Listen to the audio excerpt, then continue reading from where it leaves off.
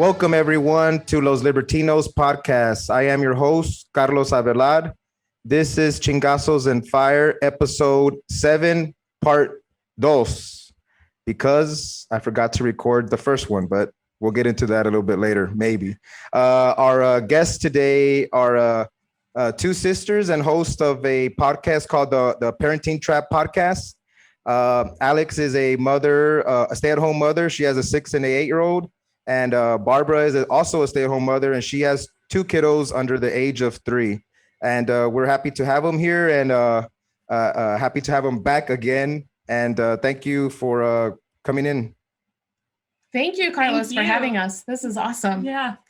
So my first question was going to be kind of to play a little bit on what happened the last time, but that way we can put it behind us. But I thought it'd be kind of funny, and that was that when I found out that I didn't record, I yelled at myself and I was like, pendejo, what an idiot.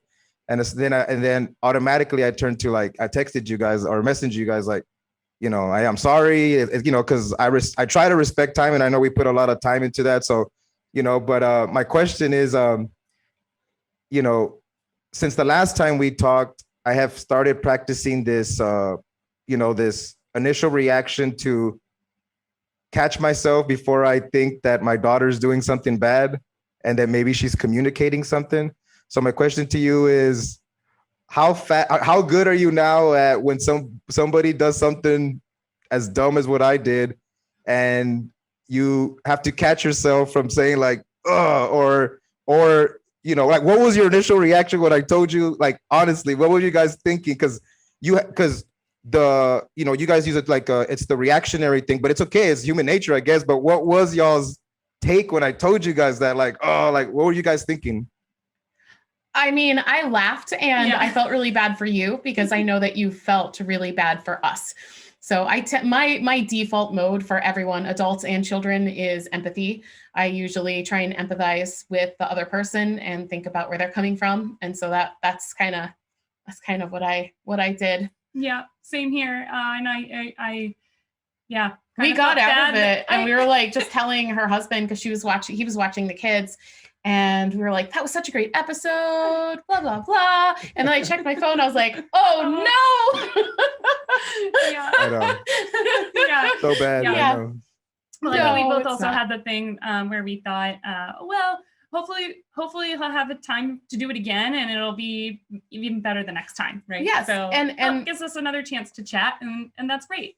Yes. And we've actually done in our own podcast, we've redone podcasts, not because we forgot to record, but because we looked at it and we're like, I think we could do that better. So we'll record other podcasts. And actually, we were telling you this before the show, right after our podcast with you, we did our own podcast and we forgot to hit the video recording. We only got the audio recording, so we had to redo that as well. Yeah. And I was more annoyed about that than just because if it's my own fault, I get more annoyed. I think we're always harder on ourselves than we are other people. Yeah. Perfect. No, well then, thank you guys for coming back on, and we'll give it another try here. And and I guess that's kind of the way things work out, is that when I told people what happened, now people are they should be excited about this episode now, a little extra, because they're they want to know what happened, so anyway, so maybe it'll bring more people that, would have not listened normally. Now they want to listen. So that's I guess cool. it's all and positive. I'm excited. Well, I'm excited that you got to try some of these things, and I'm curious to know how it went and if you noticed a difference. Yeah. In your child's behavior and how you're responding, and overall feeling in the whole family, in the whole household. Is there more peace and more calm? Oh yeah. No, we'll definitely get into that, because there's some cool things on that. But first, we have to kind of for anybody that doesn't know who you guys are, and a lot of people won't, because I'm a new podcast, you're a new podcast, and it'd be good to kind of get a background into you guys, where you guys were born from, where you kind of grew up, but also mix in there my first question, as it leads into like that, you guys, I learned this from listening to all your shows, that there's 4 types of parenting styles. So there's like 4 quadrants, and not everybody stays in one quadrant. Is very fluid. Depending on the situation. Most people try to stay in a quadrant if they're educated on parenting styles or different things. But can you guys kind of give some of your background, and then some of like how your parents raised you and different things like that, and some of the background story, please? Yeah, that's a lot to unpack. Yeah. So we believe in respectful parenting is what we call it, respectful parenting. And so the 4 quadrants, I'm going to mention what they are, because you said that there's authoritarian, which is very strict, very top-down type of discipline for your child. There's authoritative, which is a more cooperative way of interacting with your child. That's where we would put ourselves, as we try to stick as much authoritative as possible. Then there's permissive parenting, which is kids run the household. There's very few rules. The rules that exist are ones that would be just safety, strictly safety, nothing else. And then there's neglect, which is parents are really just not present at all. And neglect is abuse. Yeah. And you also will find abuse in authoritarian parenting as well. I don't know that sort of thing will happen in authoritarian parenting. Right. And that's how we were raised. We were kind of raised, I think, and like you said, it is fluid. So you can have a bad day and you don't want to, it seems like too much work to hold limits, and you become a very permissive parent that day. Say you're physically ill and you see your kid doing something you don't normally let them do, and they're doing it. You're technically being permissive in that moment. Does that mean you're a permissive parent? No, that just means like we're human and we have faults. We're authoritarian when we yell, hey, don't do that. I'm the boss and I say what goes. But if you find yourself generally trying to follow one school of thought, then that's how I would say you would define your parenting style. And then also being very cognizant of that, and trying to, when you parent, do it with intention, like understand what you're doing, why you're doing it, and where that falls. Yeah. I think a lot of parents will just go into parenting how they were parented, because that's what kind of feels natural. I don't think a lot of people, before they have children, consider how they're gonna parent, and they just kind of fall into the same habits that their parents fell into. And so I like that you said intention, to realize what you're doing and be intentional about your choices, because I think that changes a lot about how you approach parenting. That's a good point. Yep. And we definitely had authoritative parents. You mentioned how authoritarian. So we had both because sometimes Mm-hmm. they would take our the difference is authoritative. You listen to the child and you try and work with the child. So I feel like they didn't completely ignore our desires. Right. Sure. But they certainly had a lot of authoritarian, because we were spanked, and it was, there was a lot of, we are the boss, you are not, don't ask questions. What I say is law. My house, my rules. Yes.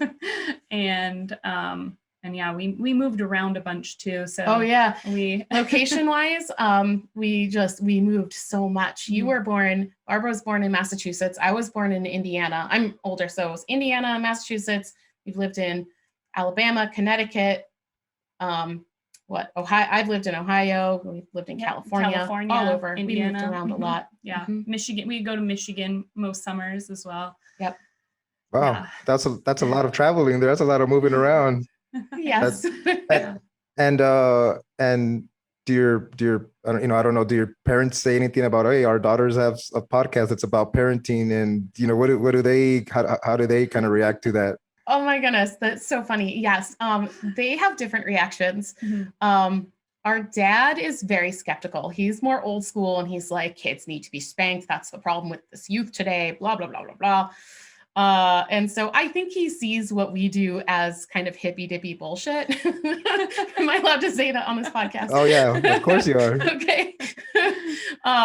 but he loves us and he's willing to entertain it because we have pretty good kids. And so I think once in a while under his breath, he's like, bruh, bruh, bruh, bruh, bruh. But most of the time he's like kind of cool with it. My mom, our mom, on the other hand, she's a little bit odd.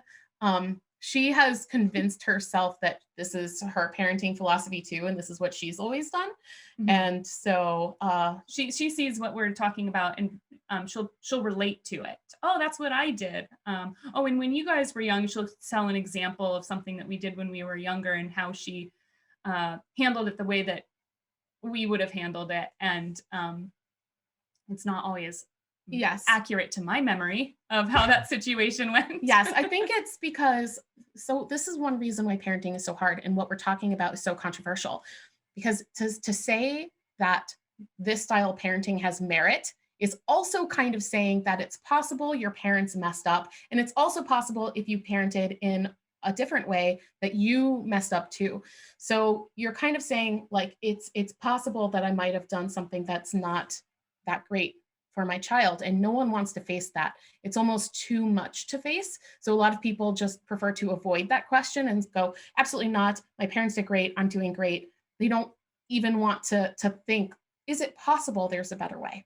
Mm-hmm. Yeah, no, I hear you. And maybe without obviously knowing your mom, and if she attaches some of that to her, like herself, maybe it was that naturally, if she had a show like y'all's at that time, she would have just attached to that style easy, because maybe she's mentally attaching and connecting to whatever you guys are saying. And maybe it didn't happen that way, but maybe in her mind, maybe she thought it did, or, it just connects in that way maybe. And, but that's why these type of your shows and stuff are important, that people, watch and check out. And so, you never know. True.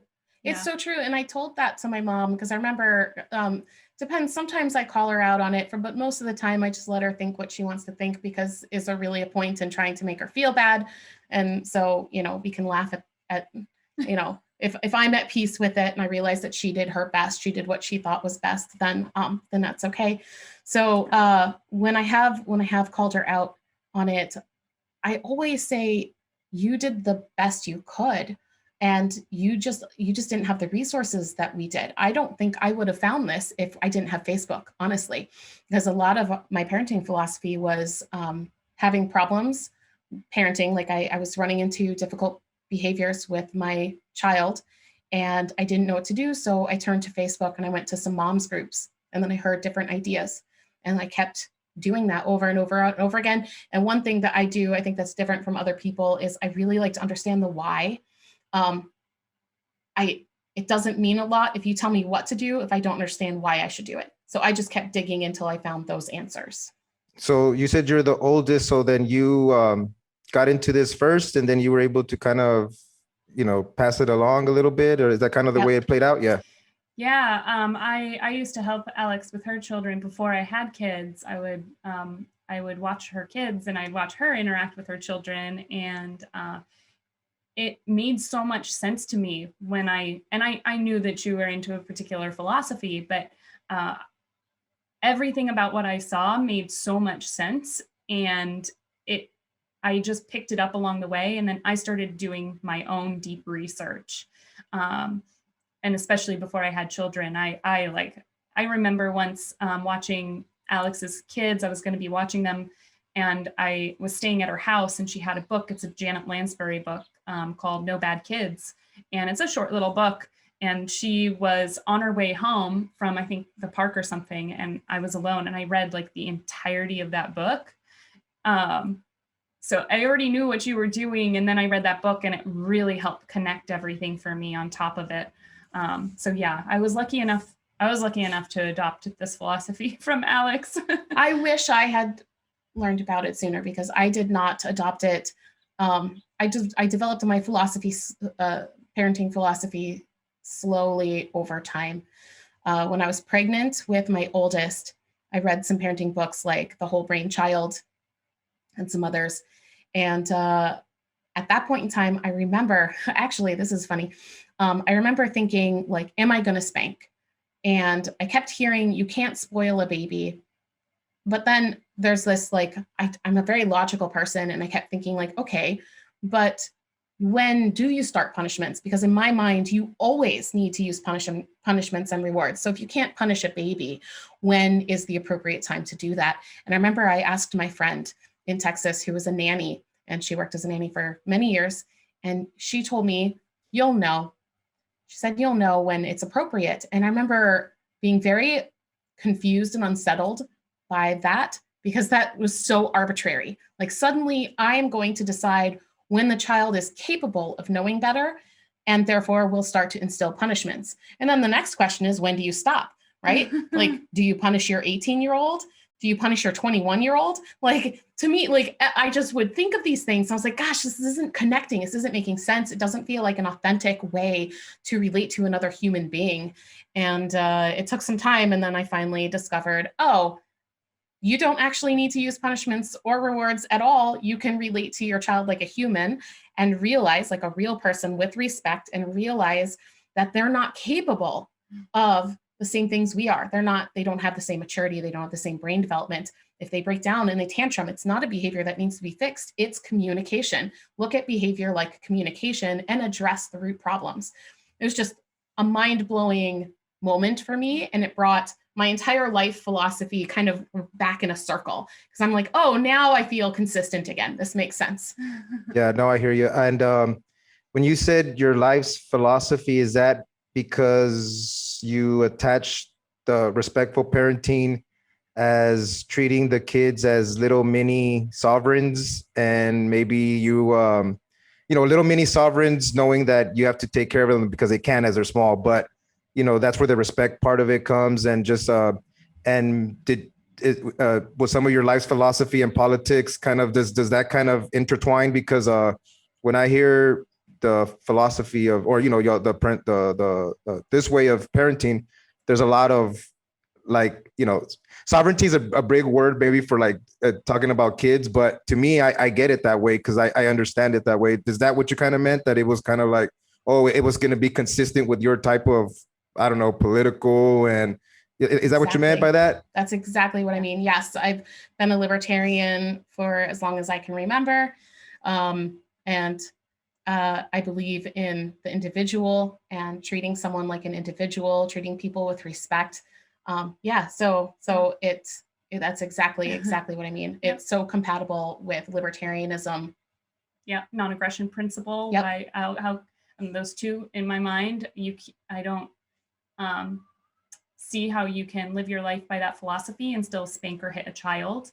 It contradicts my own base philosophy there. So yeah. And I would go one step further and say, if it's not a healthy thing to do in any relationship, like I think it would be unhealthy for me to tell a spouse, hey, I need you to do the dishes, and if you're not, then you're not allowed to watch TV tonight. Like that would be a really weird thing to do. Yeah. Well, I mean, it and depends. it could make your spouse feel maybe they want to feel very maybe they want to get spanked. I don't know. You never know. Yeah. Whatever happens between two consenting adults is totally cool with me. As long as that's understood in advance, that you're not going to get your 3-year-old to. But trying to manipulate a partner to do chores around the house seems like a very unhealthy, toxic relationship. And I think the same goes for our kids. Yeah. That we should try and build loving, unconditional, loving, authentic relationships with our children too. Yeah, so that's perfect. This leads into kind of the idea that well, so this is kind of the cool part of how I like a lot of y'all's the way you guys present your podcast, because yesterday I was picking, I work in construction, so I was picking up one of the workers, and I was listening to you guys, some of y'all's newer episodes, the last 2 or 3 of them, the newer ones, and so, this guy understands English. So he was like writing, and I was like, oh, I just got to listen to this stuff, man. Like, don't worry. Like, he was probably tripping out. Like, what are you listening to? Like, I'm just, I got to get ready for the interview, And so he was just there listening because I needed it to be quiet. So I kind of like listen, and there was some points where I noticed where he laughed, he kind of made like, yeah, that's right, or whatever. So it was always on those, it was like 2 or 3. It was always where you guys make your connections that way, like about, hey, as an adult or something, we get to come home and maybe have a drink or talk to your spouse and all that when you're stressed out, but kids can't do that. So every time you guys relate these like adult to kids connections, but where we always have this line in the middle that separates kids and adults, that's, to me, seems like that's the hard line to break. So I guess the question is, how do you break through that line? Because it's not easy for me either. Yeah, that's right. Like I believe in, I'm a libertarian and all that stuff, and I didn't even click to think, oh yeah, I've always been respectful of my daughter, and in that way, and a lot of the things you guys said, I was kind of like, maybe like your mom, like, oh yeah, I already do that, and that's right, I think in that way, and I'm very, and I treat her like a little mini sovereign as best I can, but I'm still kind of like the dictator, so I still kind of, act that way. Yeah, the line is hard to break, and you need information to break through that line. So, how hard is it to start this process, or how, as an adult, like somebody just listening to this, like, hey, it sounds cool what they're saying, but, how do I start breaking through that divide, I guess that's the question. That line for me was broken once I discovered empathy. When someone says, empathize with the child, try and see it through their lens. Stop trying to see it through our adult lens and really try and think about what the child's going through. And once you exercise that empathy muscle, it's so much easier. Mm-hmm. It's like, okay, so what is the child going through? So what they might be saying, what you might be seeing is, she got upset because you cut the sandwich diagonally and she wanted it cut vertically, right? Like they freak out, little kids especially freak out over very small things that seem very insignificant to us. So what I would say in that moment, stop and breathe and think, okay, what is she going through? And most of the time, with something like that especially, it's usually not the sandwich. It's usually feeling like she doesn't have enough control over her life. And it's probably about something that happened, earlier that morning, maybe yesterday, maybe it's a whole bunch of different things. And just going, this is important to my child right now. You can try and think about what sparked it. You might not know, but it should be taken seriously. Does that mean you have to remake a sandwich and recut it? No, it just means that you can empathize with them. So you can, if you can, you're like, oh, you know what? I'll eat this one for lunch and I'll make you another one. If you want to, you can, but don't throw away the sandwich and make a new one and always coddle and cater to the child. It's okay that they're upset. And it's okay they have emotions about these things. And you can say, I hear that you're really upset. I didn't know that this would be so upsetting to you. I love you. I hear you. If you're ready, it's here to eat. If not, that's okay too. And don't take their big emotional outbursts personally. Mm-hmm. Like it's not about you, it's about them. And they're allowed to feel their feelings. They are capable of feeling their feelings. It doesn't hurt them. It's good for them. Yeah, when you do that, when you empathize from the child's perspective, oh, I see you're really upset. I cut the sandwich that way. Oh man, it's ready. It's ready. Like you said, they now feel more connected to you instead of just being angry at you for messing up their sandwich or really probably a lot of other things that happen through the day. They now think, wow, my parent understands me. Oh, wow. Okay. So they get that I'm upset about this and they feel heard and they feel, it's the difference between going in and having a conversation with a partner that's getting angry and they're just trying to tell you that you're blowing it out of proportion. You're going to get more resistant. So you're kind of piling on, they're probably having that fit. And they're piling on like more stress by disregarding it or saying, oh, it's fine. It's still the same sandwich. Just eat it. They're going to, then they're going to get even more upset. And they'll dig their heels in more because you're invalidating their experience. You're saying it's not a big deal. It is to them. And so you're putting them in a position to then fight with you. No, this is a big deal. I'm going to prove it to you. That's why I'm freaking out. And I do want to add one other thing. If you do try and fix it, it often backfires. It's not better for the child because often it's not about fixing it. It's about them just expressing upset, whether or not it's actually about the sandwich. And it's the exact same thing when you've had a bad day at work. And it's usually a female thing. I think like if say your wife comes home and is like, I had a really hard time at work and all this stuff. And you like try and give her reasons like, suggestions for how to fix the problem, a lot of people get upset and go, I didn't ask for you to try and fix it. I just want to vent, right? Yes. And so when you do, it's the exact same thing with our kids. They just want to vent. And if you try to fix the problem, it often makes it worse. Just listen to them and let them have their big feelings and don't take it personally. And then they get the message, you're a safe person to go to when they're having a hard time. Yeah, no, I hear you. Then and then again, you know, so like the hard part comes in that a lot of people will just not have, I guess, the capacity to think that you would treat a child like that, you know, like to like, oh, they're not smart enough, or they're not smart enough to, like, you know, they just want the language that way and all that. So yeah, I mean, like I said, it's a hard line to but yeah, I like the idea too, the empathy muscle.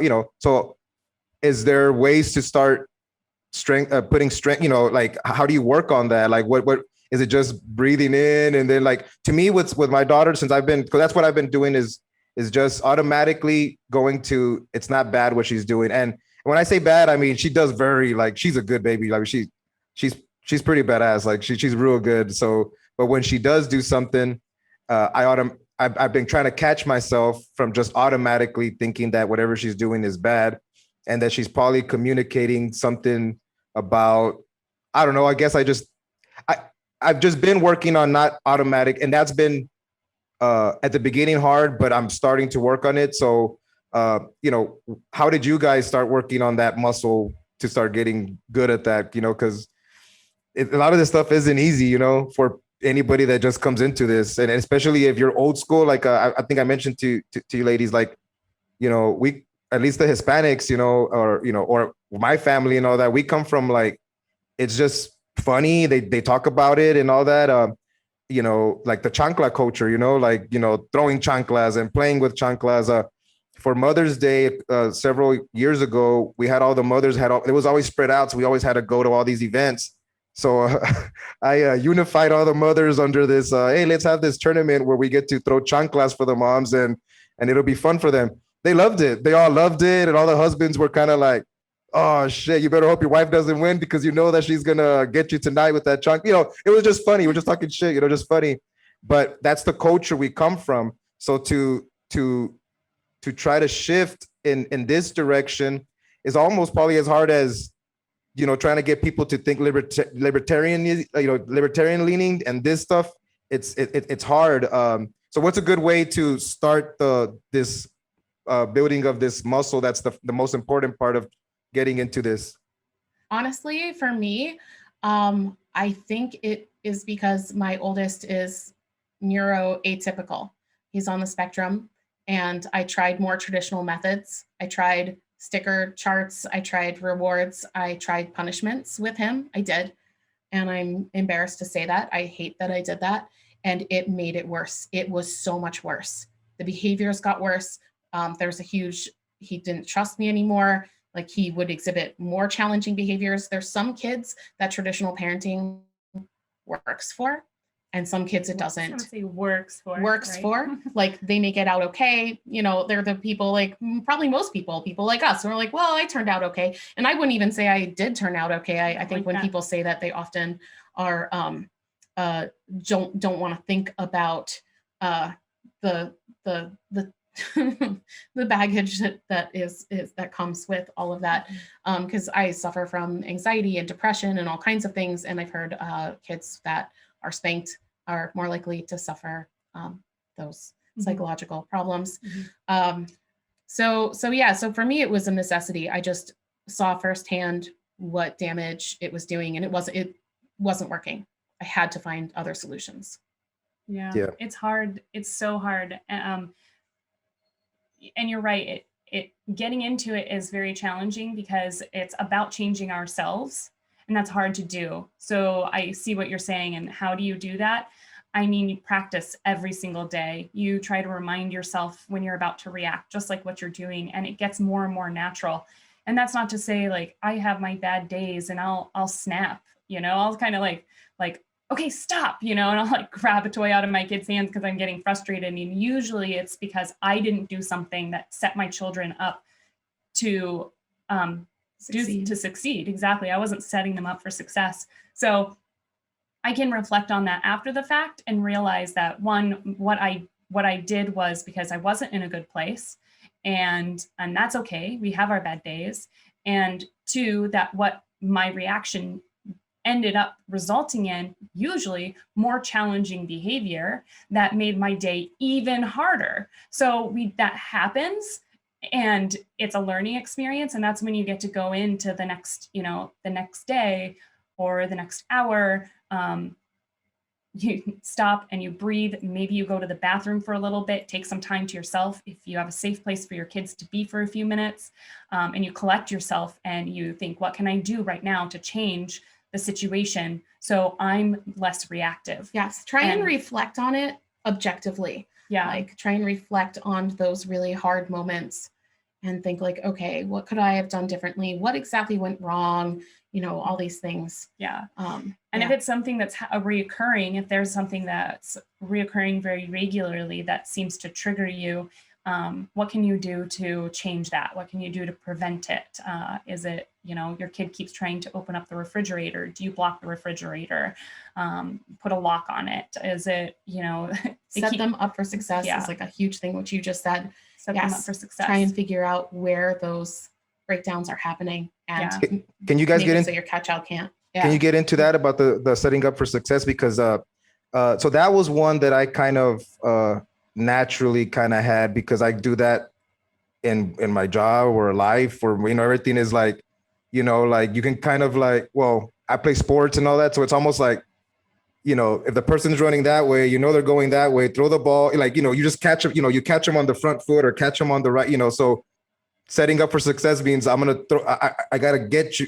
I know you're going that way. I gotta throw the ball over there, and we'll meet right there. And if you catch, then we're all good, and everybody's happy. So, that's kind of like sports wise the way I kind of see. So I've always done that. But can you guys explain it through respectful parenting what that means? Because when you guys have explained it on your podcast, when you guys do some of these explanations, yeah, I mean those are good tips, good information that I would have not even thought about. But yeah, I mean, can you guys talk about that? Yeah. I think one of the first things that could help set your, especially if you have young children, so starting from like birth and toddler, if one of the things that's so important to do is creating a space in your home that your child is totally safe being in, to explore all the toys that are in it without getting into trouble, right? So they can be there without parent supervision, and it's totally safe. So if you have some kind of like bookcase, it's attached to the wall. So if they try and climb it, it's not going to fall down on them. And they have toys and all the stuff that they might want to play and explore with in there. Gates so they can't get out safely, or so they can't get out to be in an unsafe area of the home. This is like one of the fundamental principles of respectful parenting. We call it like a yes space. And you can start that from birth. And the idea is that for all people, and kids especially, because they're so young and they don't have a lot of control in their lives, every single time you tell them no, it's like a dig, right? No one wants to hear like no, no, no throughout the day. So if you can set them up, oops, I just knocked the chair. If you can set them up to avoid saying no as much as possible, it's going to make everyone's day easier. Yeah. That's cool. Yes, that's a good one right there. Yeah. And that's that success for sure. Yes. And but what does the safe or the yes space do for setting up for success? How do those intertwine?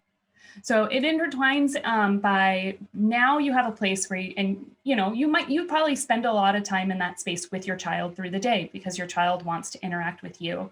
But you're setting up for success because they're not going to go try and grab at an outlet or stick a crayon in an outlet or do something unsafe. Basically, there's nothing, all that's locked up. Yes. Yeah. There's nothing they can do in that room that will annoy you. Right. There's nothing in there that could upset you.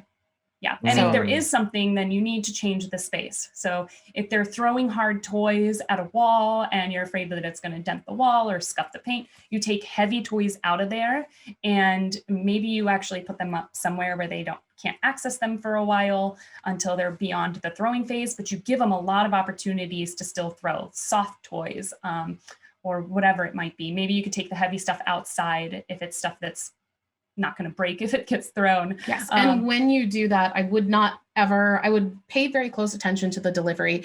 It should never be like a punishment. You can't handle these hard toys, therefore I am taking them away. Sounds like a punishment. You're doing the same action by saying, oh, it looks like you can't play with these safely right now. I'm going to go put them away. Mm-hmm. And if the child gets upset, you can empathize. Like, oh, I see you're really upset. You really want to play with those toys. We'll try again later. Mm-hmm. So it's really in the delivery. So setting them up for success, is basically putting them in situations that they are ready for.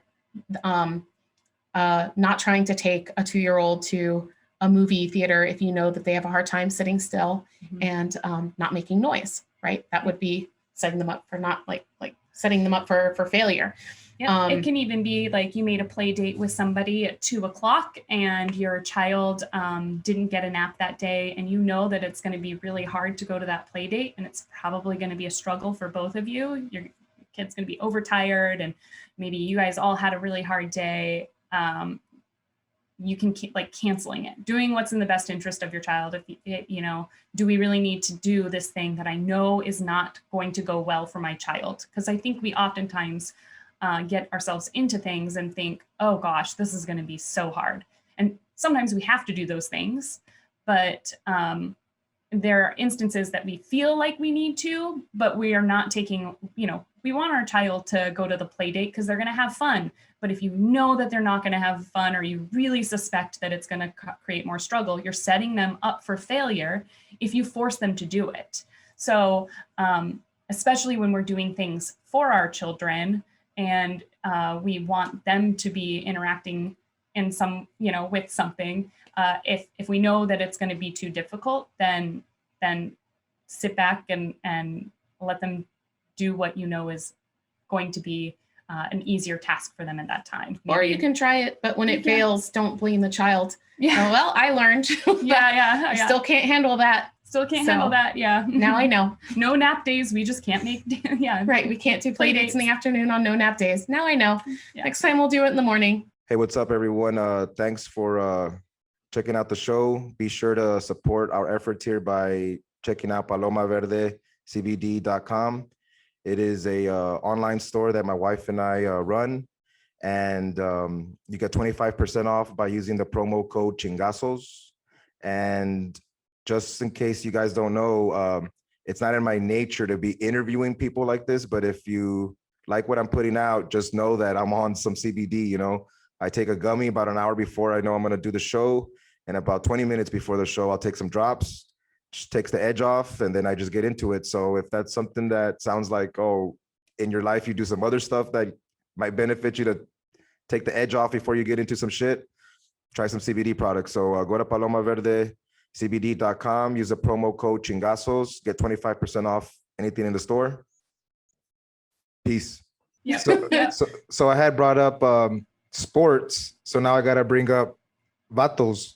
How do the partners play in this? Because y'all, obviously your perspective is through the moms and that way, and the way you in your show, you guys talk, like that. I mean, how do the partners play on this part? Because this is something that can be, there's tension, because like if somebody's gonna get into this, they have to change themselves, but it doesn't, maybe it's not as effective if the other partner isn't on the same page, because there could be some contradiction to the kid, and the kid, I don't know, I'm just freestyling here, but like saying stuff, but Yes. how do the partners work in concert here? It's a great question. Yes. And it is, I think a lot of parents worry that they're going to get into respectful parenting, and their partner may not support them in that endeavor. And we can only change ourselves. That's part of respectful parenting. So and Alex could probably share a lot because your ex-husband did not do respectful parenting. He didn't. Yeah, he was skeptical of the right. And I would say a lot of that's probably why I'm divorced right now. I'm a single mom. And I think most of it has to do with the fact that my husband was not okay with my parenting philosophy. He also grew up with more traditional authoritarian parents. And it was really hard for me to see the ways that he was treating the kids. And he would blame their misbehavior on my parenting style. So it became this really tough situation to be in. The only thing I can say to that is that, like you said, I can only change myself, and I can be a safe, loving person for the kids. And as long as I don't think there's any abuse, then I will let my children have their own relationship with other family members or friends. You got to trust that your child will be able to navigate those relationships. I mean, so much of this parenting philosophy is trusting the child too. And it's really easy to get trapped in the thought that you need to change other adults because your child won't be able to handle it. They won't be able to handle, being bribed, or they might not be able to, you're going to be afraid that it's going to be damaging them in some way. But our relationship with our children is the only control we really do have. And I think it's amazing how much children get out of that. They're so resilient, and they're capable of so much more than we give them credit for. They're so smart. And this doesn't just go for partners. It also goes for extended family members, relatives, grandparents and aunts and uncles. You might see, a relative do something with your child that you wouldn't approve of. That's not respectful. And so this happens all the time. Since our philosophy is so radical, this happens all the time in people that practice this type of parenting style. So we're constantly asking ourselves, and if you go on parenting groups, like probably 50% of the questions are, how do I deal with my mother-in-law? How do I deal with my brother? Or, someone who is interacting with my kids in this way. And it becomes this conversation of, is it really that important that it needs to be addressed? Like, is it that important that and sometimes the answer is yes. I absolutely. So a big one is forcing children to kiss their relatives and kiss and hug their relatives, hello and goodbye. I would say that is violating their body autonomy. I would say you should never force a kid to do that, except for that's very common, and many family members expect that. So in that case, and this has happened, a family member says, give me a kiss, give grandma a kiss. I say, do you want to give, grandma a kiss? And if the child says no, I say, no, thanks, he doesn't want to. So I will step in and support my child's body autonomy when I feel like it's important. And then other times, if they're playing in the grandmother, like one phrase that we're against is saying good job or good girl, good boy. We don't use those words because it's just weird. It'd be kind of if it's weird to do to a partner, don't do it to kids. Yeah. Like you wouldn't be say that to a spouse. Yeah. And so but can you give an example of when you would tell a spouse that? Good job. No, I'm not gonna. No. I meant hey, hey, he washed the dishes. Hey, good job. Good job. Good job. I don't know if I've ever told my spouse that. That's a good. Have you? Question. Yeah, in a way. Sometimes if I see something like that she's not maybe good, but I'll praise. Yeah. Like if something that's like, oh, you know what, that's badass because that was a challenge to you and you overcame it, and you didn't just overcome it by luck, but you strategized around it. And hey, man, I would say I talk to her that's awesome. I'll be like, hey, that's good shit right there, man. That's badass shit right there. So I say that. Yes, and see what you just said is different than the way that parents use it. Parents use it like if the kid takes their plate to the sink, good job, right? They stand up, good job. Like it's this this like verbal vomit that we do to try and encourage kids. Oh, look, he shared, good job. Way different than seeing someone actually accomplish something that they've been working very hard on, and then giving them like actual authentic praise, like, whoa, you've been working on that for a really long time. And that's amazing. Like, I would say that that's a lot different than just the good job, good job, good job, to try, because most of the time good job is used for kids. It's to manipulate behavior. It's to encourage them to do the behavior we want to see. And they see through that. Yeah. Like, they understand what we're doing, and some eat it up and go, oh yeah, and they become good job junkies, and then they'll look to you constantly like, did I do a good job this time? Did I do a good job this time? And we don't want them to become little performers, right? Yeah, we want true. them to be individuals. And then some kids just reject it, and they're like, screw this, I don't care about your good job. And then they Doesn't do what they matter to want, them. and your approval starts to not matter. You don't want Especially that when you either. say it so much, and that's the difference. Like if you do tell your spouse good job for every little thing, like, oh, I saw you did the dishes, good job. I saw that you cleaned the bathroom, great, good job. It starts to feel meaningless. And doesn't feel as genuine. I know my husband is a performer. He is a musician, and so I can relate to that. Like when he goes out and he does like a really tough show, or I thought it was particularly great, I'll be like, wow, that was really great. And I'll let them know. And certainly when our children do things that are very exciting and they feel a ton of pride, you can genuinely share in that with them. It's not like you can never, ever enjoy your child's achievements. It's just, be careful. Are you actually enjoying a real achievement that's great, or are you trying to encourage them to continue some behavior that you observe in them that you want them to do more regularly, and you think that saying good job is going to encourage that? Then that's a little bit more manipulative. It's not entirely a genuine. It's not coming from a place of you have ulterior intentions usually if you are telling a child good job because you want them to always say clean up the table when they're done eating or whatever. Good job cleaning up. Good job sharing. Yeah, it's you have motivations weird. There, Yes. that are kind of I hear you. So the one theme of respectful parenting is that as the kids are young and they can't communicate, they communicate in different ways that sometimes can, I guess, rub us the wrong way, and we react to it.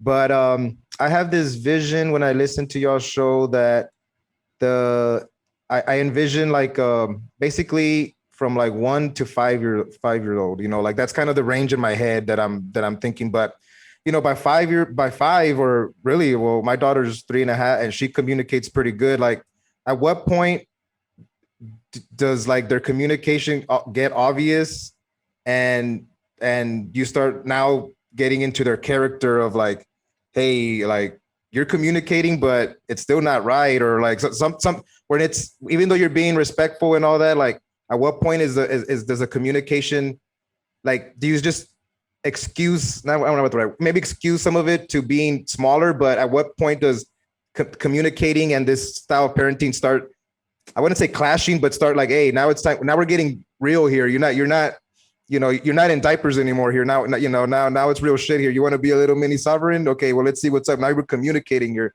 Or am I thinking too aggressive like that? Or, you know what I'm saying? Like, I'm trying to say a little bit, like, is there a point where, hey, what's up, Right. The brain doesn't stop developing until what, 20s, like mid 20s, I think.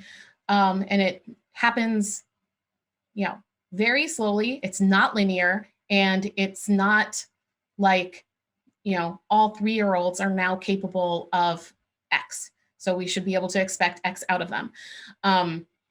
So given that, I believe that we should always assume the best intentions and assume that if our kids are not doing something, then they are just incapable in that moment. Even if they were able to do it yesterday and the day before, for whatever reasons, the mix of circumstances that happened, they can't do it today. So if we ever get to the point where we're thinking you should know better, that is a good sign that we need to reevaluate the situation and start looking at it at a different lens. Reframing is what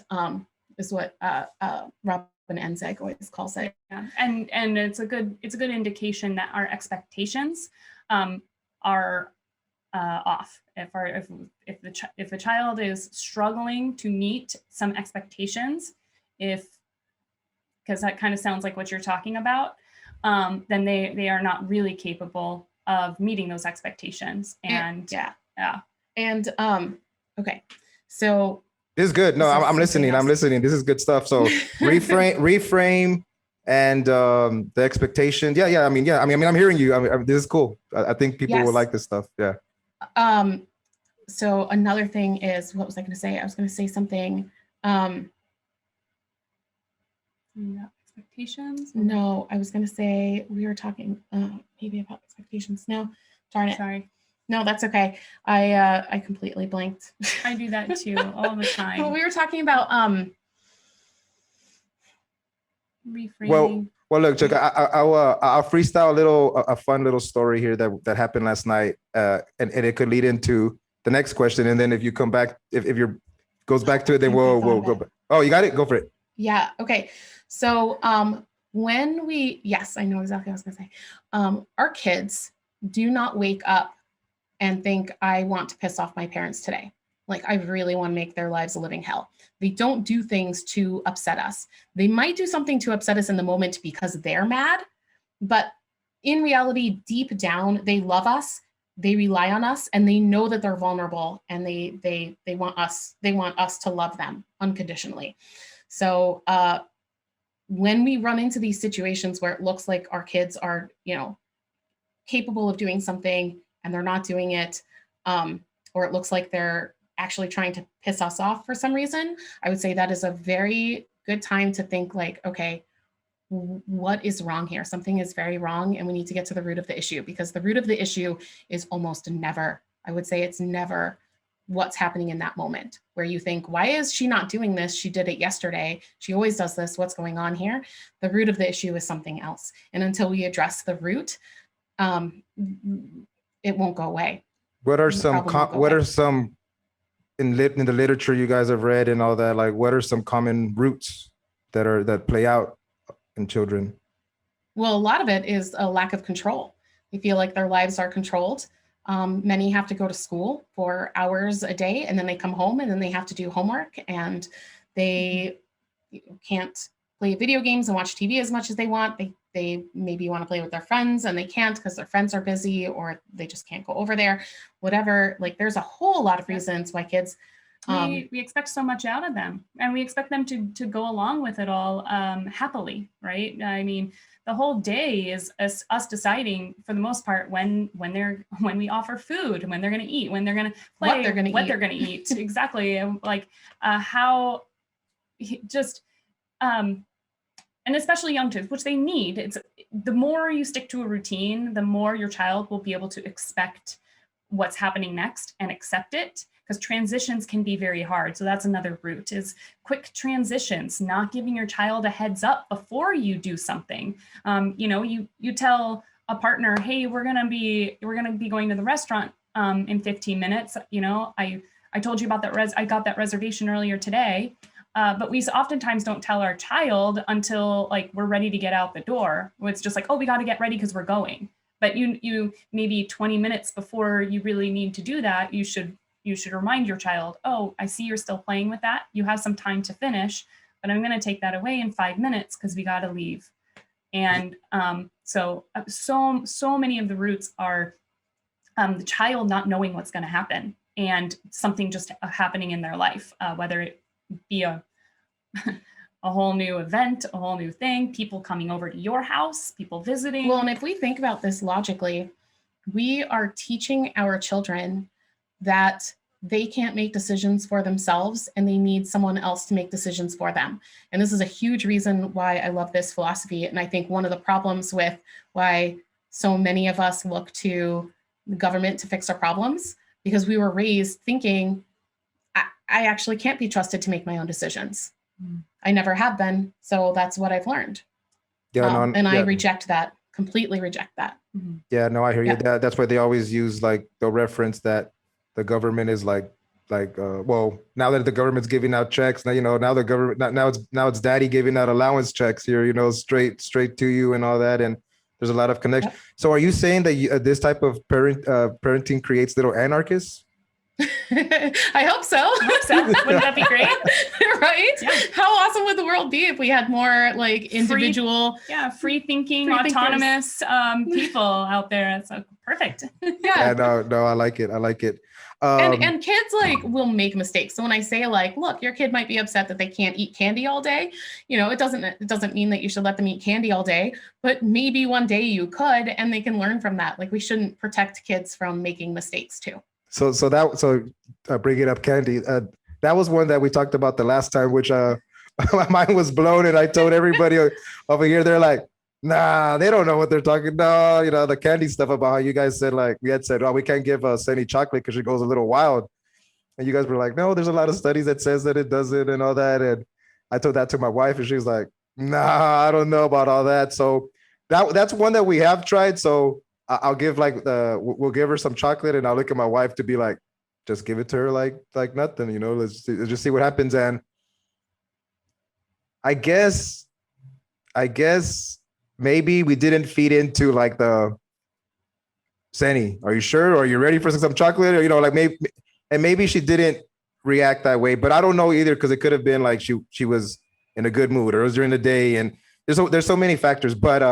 But speaking of candy, I was getting my haircut yesterday, and I was talking to the barber Vato guy, and I finally let him know. I was like, hey man, I got a podcast, you want to check it out and all that? And he goes, I'm interviewing some ladies tomorrow that talk about this type of parenting and stuff like that. And this guy's he's from Mexico, and he goes, oh, they're talking about raising Masapans. Do you guys know what Masapans are? Those little Mexican No. candies that are like they're kind of like powdery. They're like round, and you open them up, and they're kind of like powdered. No, maybe. Okay. Oh. So, and I go, what do you mean by that? And what he was trying to say, and this is what I'm gonna kind of ask, is that his initial reaction when I kind of gave a small summary here, because of what you guys was like, oh, they want to raise soft kids, that they're soft, that they're yes. Masapans. And I go, Masapans? He goes, oh yeah, that's what they say in Mexico, that they're easy to break, they're soft, they're so there's some of the cultural stuff here that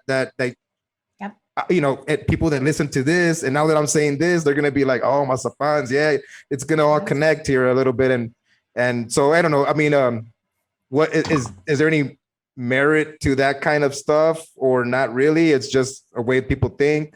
What do you guys think? That's what our dad thinks, That's right? what he So thinks. he gets annoyed and thinks that we're doing hippy dippy bullshit. And really, like too fragile. We're creating like fragile Snowflakes. children. Snowflakes. There you go. is a big one Snowflakes. here. That's another one. That's what we say here. Yeah.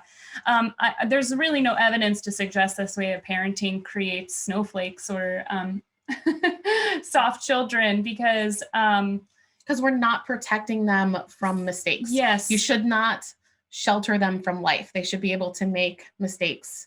Yes, and that's a huge thing. So obviously we want to set our children up for success, but that doesn't mean that we don't, there aren't instances where our child explores the world and occasionally gets hurt or gets, whether it be physically or like a little bit, they realize that their actions did something that they weren't expecting that made them upset. And even I think sometimes people think like, oh, crying, when you see a child cry about something that seems unreasonable, you got to toughen them up, right? Like, stop your crying, get up, brush off your knees and run. You may end up having a child that's more likely to suppress when they're upset, but that's not actually making them tougher. That's causing them to repress their emotions, which is going to make them possibly, it's going to come out in other ways. So, being a young child and being upset because you scuffed your knee and you're pretty sure, let's say, you don't think that they actually really are hurt, they're going to learn. They're not going to be a 20-year-old that scuffs their knees and cries about it. If anything, you're going to have a person that's going to grow up to be supportive to other people and their needs because they've been supported in their life. And they're gonna take people seriously, and they're gonna, be honest to other people. It's not about this snowflake possibility. It's about having a child that grows up to be a supportive human being to their community and to the people around them. And that's what I want, you know? I think that we are raising our children to be empathetic people. Mm-hmm. Yeah, that's the key. And because they're gonna... self-confident. They're going to have way more self-confidence because we're not. Yeah, actually, yeah, more confidence. Absolutely. Yes. Yeah. So I think you guys have, I've heard you guys say, like, you don't want to rob the kid of the ability to learn from their mistakes or new emotions they might have and all that. And as parents that, or, I don't know, traditional way of parenting, or it's so automatically fix it now, whatever the situation is, if whether it's through, bribing or, different ways, or the good job, or saying that. And you're saying that to counter that narrative that, oh, you're raising snowflakes and all that stuff, is like, no, we're letting them kind of learn, we're giving them the space and the freedom to I guess the way that you heard, to navigate these waters of life. You want to make them the captain of their ship, and you got to give them all these skills and all that stuff. So that's kind of what you're saying, right? Like you're trying to teach them these independent skills that they can learn to navigate. Yeah. Yes. Yes. Cool. Okay. I want to make sure that we're on the same page. So yes, last night's story, and this kind of leads. You guys have a new episode. It might have been the last one, or about the consequences. So yesterday, last night, our daughter Seni, she wanted to wear, like, they're not dress pants, but just like regular tight pants to go to bed. And I had told my wife about the episode, and I was like, well, I had never even thought of this, but when I was hearing the episode, I was like, oh shit, yeah, that makes a lot of sense. So there's what is it, like, natural consequences? Help me out. There's illogical ones, and then there's the imposed. Illogical. Imposed, yeah. Imposed. Okay, so then last night I looked at my wife, and she was like, we just let her have them. I was like, yeah, I mean, what's the point of even beefing? She'll have to learn the natural consequences that she might get hot, and then she needs to learn. And if she, so just let her do it. And, and then in the morning, I'm getting ready for work, and I just saw her, she's just laid out. So it wasn't even a big deal. It would have normally have been like Seni, put on the pants, let's go, put your pajamas on, don't be wearing, it would have just been something for 2 or 3 minutes, and it wasn't even a big deal, and she wasn't even hot or nothing. And it was just, so it was even better for us to not even deal with, so can you guys kind of elaborate on the consequences thing? And that's just a little story that I kind of told you guys about. So these are the things that you can learn, awesome watch story. the podcast, all that stuff. So can you guys kind of talk about the consequences part? Yeah, well, I just want to say that is an awesome story. And it's a good example of a small thing that you realized in the moment and you did, that is going to make today easier. Because if you had put up a fight, it's like these kids, will bottle that up, and then they'll come out later. And the less fights you have, the so much, like, the household runs so much smoother, the less fights that you have. Yeah. And that's better for all of us. You recognize that. You recognize, and it's like, why? And we say this too a lot, where be careful of arbitrary rules. And a lot of times those arbitrary rules, they don't seem arbitrary in our mind. You may think, it's not arbitrary because those aren't her pajama pants, and she might get uncomfortable in the middle of the night. So that's not an arbitrary rule, but it's arbitrary in the sense that the consequence of wearing those pants is not going to be, it's not a health or safety issue. So it's a learning experience. And sometimes we're surprised when we recognize these kind of more arbitrary rules result in almost no consequence or issue at all. And so that's sort of the beauty of parenting this way too. It's like, don't create power struggles over situations that you don't really need to create a power struggle over, and allow your child, like, you probably know what the consequences are going to be, or you have an idea of what consequences are going to be. And if it's, well, you aren't wearing your shoes and your feet might get hot if you want to walk, so I'll bring your shoes along with us when we go for our walk. So if they get too hot, you can put them on, but you're going to learn maybe next time you're going to want to put your shoes on before we leave, or, you know, maybe sit in the stroller instead of try to walk, or whatever that might be. It's really important. So the three different consequences would be natural consequences, which is something that happens and you don't have to do anything. It's as simple as when the baby drops the toy falls to the floor. That was a natural consequence. And there's logical consequences, and those are consequences we implement to hold boundaries, but they're related to whatever happened. So that would be something like the kid throws a hard ball inside and you're afraid it's going to break something. So you take all the hard toys and you put them away, and they can't play with the hard toys. So you imposed that consequence. And so it's not a natural one because you imposed it, but it's related. And you probably, hopefully explained it to the child. Oh, it looks like you can't play with that safely inside, so I'm going to take them. Then illogical consequences are consequences that are not related. And that would be something like if the child throws the hard toy inside and you say, you shouldn't have thrown that hard toy. I've told you this already. It could break something. Therefore, you need to go take a timeout in your room. Or therefore, you don't get dessert tonight. Something that's completely unrelated to the action. And we would say never do those because those are always punishments. We don't believe in punishments. We do believe in holding boundaries. And there's a difference between holding boundaries. And so the difference would be in the delivery. Imposed consequences that are illogical are always punishment. Imposed consequences that are logical could be punishment and could be holding boundaries based on our delivery. And that is the difference between I'm taking these, you can't handle them, I told you to stop playing with them, right? Versus, oh, it looks like you can't play with those safely, I'm going to take them right now. One sounds a lot better than the other.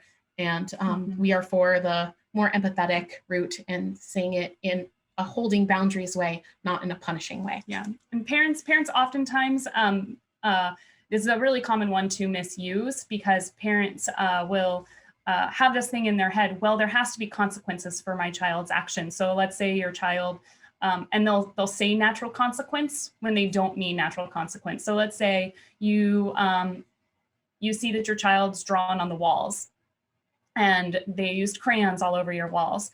And they say, well, the natural consequence is to get the crayons taken away. That is incorrect. The natural consequence is you now have color on your wall. Right. That's the natural consequence. And you can leave it that way, but you probably also don't want crayons on your wall. So you might go, oh, oops, I left the crayons out. There's a note to yourself. I shouldn't leave the crayons out when I'm not watching my child. You looks like you really want to draw. Here's some paper. And so you could just literally let the natural consequence sit of there's something on the wall. You can also choose to, which I would say that is it really necessary to impose the now I'll take the crayons away because you can't, you aren't using them properly. And that could be up to you, but that's still an imposed consequence. The more logical one is to take them away, but you can also just give them a sheet of paper. Oh, it looks like you really want to draw. This is a safe place to draw. I don't want my walls drawn on. And also supervised. Supervised, yeah. Yes. But a lot of parents think like, well, there has to be consequences. Like, what do you do when your child draws on the wall? It's like, well, there really doesn't have to be consequences. Well, there's just going to be consequences growing up. Like, to say that there has to be consequences is silly because like we all experience consequences. You can't get away from it. I'm talking about in the way that parents mean it when they say there has to be consequences. It's like, yes, there doesn't really have to be consequences beyond there's now, crayon on your wall. Right. Well, that's the natural consequence. You do need to, if you don't want your walls drawn on, you do need to address it. So meaning give them a piece of paper, supervise them when they use it, or take I think most away. Parents would think that it's necessary to take them away, though. I think many parents will think like, I need to take it away. And if you're thinking about it from that perspective, that's a punishment. And it's not necessarily going to teach your child not to draw on the wall next time the crayons are out. It's not that taking them away is that little punishment. It really is. And I mean, you can deliver it in not a punishment and you can still take them away. But if you're doing it because you think your child needs to learn something from this, the learning isn't really, that's not what they're learning when you take away the crayons. So they'll take them, but. So could you guys kind of do the consequences thing again, but giving examples like where adults can then do the attachment to what you're just saying right now. So, that's what I like when you guys do that's how I find these so maybe that's what it is, right? We have the barrier, and when you guys do these connections between adults and kids, and it's basically that I'm just jumping over this barrier, and the connections are a lot easier when you can when you connect them that way. So is there any examples of where the adults have to deal with these consequent, like natural ones, this and that, and then that way they can make these connections, like, so that always helps me when you guys do that. I've got a great example, actually. This happened really recently between Alex and I. So this is going to be a fun one. And Alex is truly the most kind human being in the entire world. And I'm so lucky to have you as a sister. Oh, I'm scared where it's going. No. But no. Having said that, having said that. No. So we were out looking at houses recently, and we drove this like horrible windy road up, and I was like, that was a horrible road. Why don't you let me drive it back down? I don't know. I thought I'd do a better job probably or something. I was just like, let me do it. I'll drive. It probably made me nervous. And so I was going down, and the roads were narrow and super blind turns, really steep. And at one point, there's a grate on one side, and it was like, and then a truck came around a blind corner, and I wanted to be as far away from that truck as possible. And, he kind of came up, and I was like, whoa. And Alex was like, you're going to scrape my car. You're going to scrape my car. You're going to scrape my car. And she's like, you scraped my car. So, okay, that's actually huge, right? Like, I mean, we think about people heard, like kids, if they took your phone and broke it or something, that's like a really big thing. Well, this was kind of big too. I scraped your car, and Alex was like, it's okay. It's okay. I actually don't really care about the car. I'm just really nervous because it's a cliff on that side, right? It was like kind of cliff edgy on that side. And I was like, I know. And I didn't want to run into the truck. I was so worried because the truck they weren't super far over either. Like I was so afraid that I was going to like the truck. So there you go. We have the natural consequences. Alex has some scrapes on the side of her car now. That's okay. They're not the first ones. So I really didn't care that much about the scrapes. I really mostly cared about falling off the edge.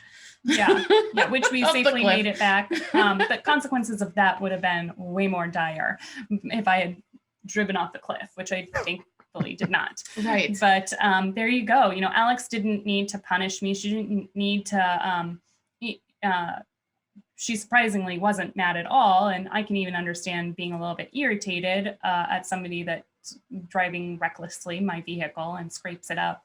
I imagine if I was really upset about it, you would probably offer to pay to fix it, which I'm not. Yes. I absolutely would. So adults, I mean, we hopefully hold healthy boundaries with each other all the time. And part of that is, communicating respectfully what our boundaries are and why they are what they are, and then respecting those boundaries. Mm-hmm.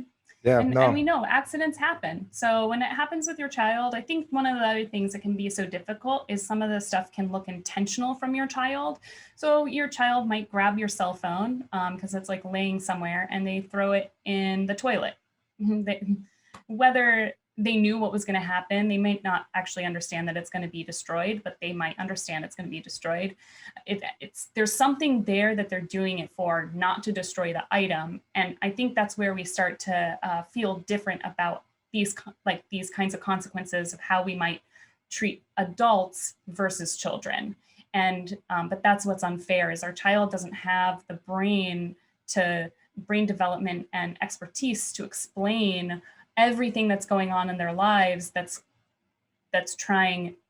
causing them to do this action. And that's where we just need to give our children grace like we do everyone in our life, and kind of move on. I wanted to say with this, like holding limits and talking about consequences with adults, I think if a lot of this happens between spouses, any person you're in a relationship with, like a sibling, A spouse is a big one because you live with them. It's really hard to live with people, and our children are stuck living with us. So that's another reason why we need to be particularly empathetic with them, because they didn't choose that. They're kind of forced into this situation, and they might not be happy with all the house rules. At least a spouse is another adult that you can talk logically with. And if you think about all the arguments or disagreements you get in with another person that you live with, like your spouse, it's a lot. And I think the best way to handle that is the exact same way you handle the stuff with kids. It would be talking about these issues with empathy. So if you go and say, for example, you were really hoping that the dishes were done after dinner, maybe you were doing the bedtime routine and your spouse was, not, and you were hoping the dinner would be cleaned up, and then you came out and it wasn't. And this is something that happens sometimes. Instead of going and saying like, you did this and why did you do that? That's not a very fun way to receive a hard message. So I would say the best way to do that is to go into it empathetically and just say, hey, what's going on? Is everything okay? I was really hoping that you could do the dishes. I noticed that sometimes when I do this, if you go into it and you try and empathize with the other person and you're kind about the message, I just feel like that is you're more likely to get cooperation. Perfect. No, thank you. No, that sounds great. Yeah, I want to be respectful of your time, and I'd like to say that I've learned a lot from you guys. Also that all the guests that I've had on, I always tell them too, like that I want to have like running conversations, because these conversations can change in 3 or 4 or 5 months and different things happen. And so, I'd like to have you guys on again. And then also just kind of plug in where people can reach you and where they can find your work. And if there's any questions that they had from this podcast, to post them on the comments or send you guys information or directly. And, you guys have a lot of, you guys answer questions on your show about people send you guys information. So you guys are very interactive in that way. Can you guys basically plug in where people can reach you at? Yes, that'd be great. You want to? Sure. So we, you can definitely watch us, Maura. It's Parenting Trap is our podcast, and you can send any questions to questions@parentingtrap.com, and we will get back to you. If you want us to write you back, that's great. If you want us to talk about it on a podcast, we would love to get some real hard questions that you guys have from your real life experiences. And I've private messaged people before that have reached out to me and said, hey, here's the situation I'm having. And then I'll write them back. We'll have a back and forth with them. So we just want to help people. Yeah, and you're putting it out there, right? You're saying hard, right? You want people to send some hard questions that are going to really push what you guys are doing to the limit, right? To really get to for yourselves too, to sharpen your what you're trying to do. No, that's perfect. So thank you for coming on. I hope it was fun. I definitely recorded this one. I did not mess up. I see it says recording up there. So so we're all good. And thank you for coming on, and I appreciate your time, and I hope everybody gets something positive from this, and I'll give you guys some updates on as we progress and on our family using some of these skills, and I think it'll be good to talk about it as time goes on. That would be awesome. I can't wait to. Thank you so much, Carlos. Thank you, Carlos. This has been awesome. Yeah. Thank you. Bye. Bye. All right. So it'll edit out. Okay, cool. So that's good. You guys are. Yes, I thought that was great. I think that one might have been better than the last one because there was a little bit more like, I feel that. Oh, I don't know. Well, who knows? I didn't record it. We can't see it anymore. But I know. No, it's great. I thought it was good because it was more interactive and more personal. Mm-hmm. Cool. All right. Perfect. Yes, so much fun. So we're good. It'll let me see. Not this Wednesday coming up, but the following one is when it'll drop. So Perfect. Okay, and then I'll send you guys like we do like the little teaser clips on Monday, and then the show drops Wednesday, and then there's another teaser clip after. So I'll send you guys the videos, and if you guys can promote, then I'll promote, and it's all meant to be positive and help. We all try to grow from it. Sorry, I spaced out there for a minute when you were talking about that one thing. I was actually thinking I wanted to do Thad's thing tonight, but you were saying that you have the the pool party, and I was like, oh crap, I haven't done Thad in forever. Are you doing Thad's? Are you tonight? Maybe. I mean, it depends. Vanessa, my wife, she plays nice with me on all these things. So I have to play. I have to play nice with her too. So like, if I think I should. And then AJ's coming over this weekend to hang out with me from our. So I have to play extra nice if she so she can let me play nice this weekend, and party and shit. So you know how that is so cool. Yeah, we always have. It's like this weird balance. But you know what? And I was gonna say in the show, which is kind of cool, was that, when I told Vanessa that I loved her, I did it with like an Ayn Rand, about what love is and the value of like all this stuff, right? So I always respected her enough. So a lot of the stuff that you guys are saying was very, and my parents too, like raised us, like they respected our decisions a lot. So there was a lot, even though they hit us and, not hit us a lot, but punished us and stuff like that, they were always still respectful of us in their own way, and stuff like that. So whatever you guys are saying, it came natural to me to do these things, to check myself and to what, but it ain't going to be that easy for a lot of people, because a lot of people aren't, always to be you have to be mindful of always in your mind to be like, hey, so anyway, so hopefully some people, so that's what I liked about the empathy muscle, you gotta, but terms like muscles and stuff like people start work, they start, oh, okay. Vatos or guys, they'll think like that, like, oh, it's a muscle. You can work on that. Yeah, let me put some reps in.